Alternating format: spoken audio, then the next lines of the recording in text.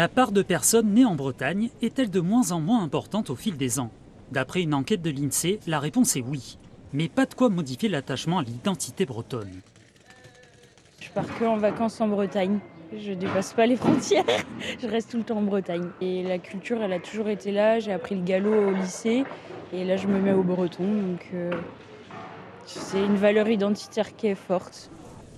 Un territoire qui a vu sa population également se diversifier. C'est une région où il y a de la culture, il y a les paysages, la nature. Ouais, je pense que c'est une région qui attire.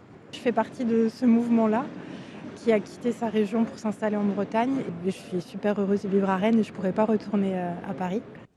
En 2022, un habitant sur 3 en Bretagne est né hors de la région. Le plus souvent, ces non-natifs sont originaires d'Île-de-France ou des régions limitrophes. Une statistique marquante quand 9 habitants sur 10 étaient bretons il y a plus d'un demi-siècle.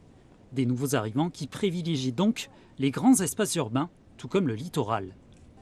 Je viens de dire la métropole de Rennes, mais plus largement l'Ille-et-Vilaine. C'est un territoire qui est extrêmement attractif, donc qui draine énormément de personnes qui viennent s'installer. Mais on va retrouver aussi beaucoup de personnes qui viennent s'installer, par exemple, sur le littoral du Morbihan.